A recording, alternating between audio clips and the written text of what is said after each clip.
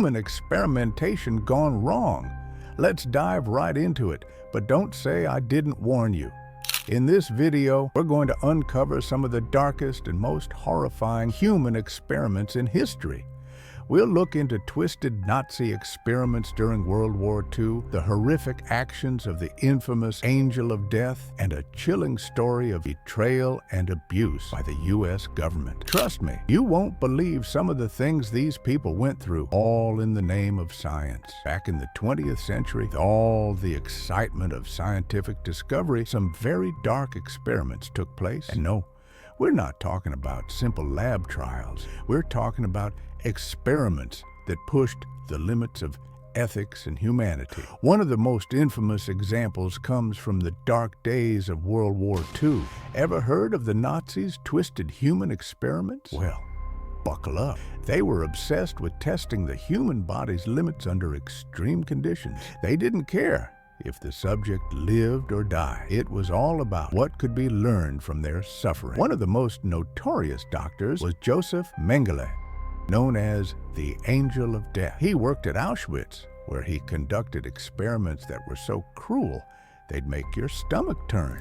One of his favorite pastimes was injecting people with deadly diseases just to see how they would react.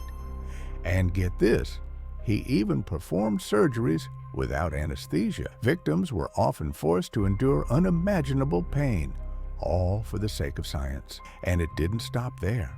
Mengele also did experiments on twins, performing horrific procedures to try and study heredity. He'd inject one twin with a disease, then compare how their healthy sibling reacted. Just pure madness. And what's even worse, these people had no idea what was coming.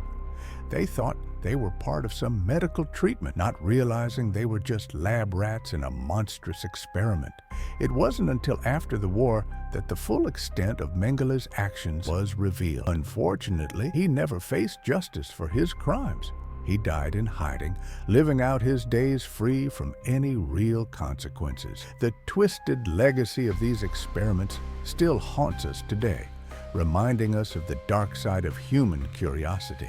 And that's why we have ethics in science now, folks. Some lines should never be crossed. But the horrors didn't stop there. Let me tell you about another chilling story, the Tuskegee Syphilis Experiment. This took place right here in the United States in 1932. A group of researchers from the U.S. Public Health Service began a study on about 600 African-American men.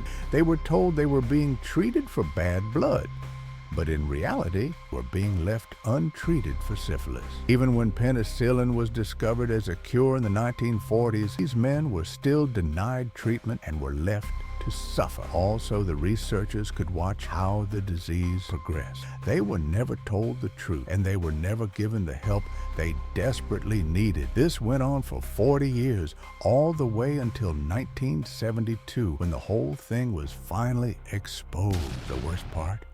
These men had no idea. They were used as experiments, their lives completely disregarded. And it wasn't until decades later that the full scale of the abuse was revealed to the public. The U.S. government eventually apologized, but the damage had already been done. Many of the men had died, and countless others lived with the disease, all for the sake of so-called science. These stories, though separated by time and place, show just how far the abuse of science can go. And that's why we have strict ethics in science now, to protect against horrors like these.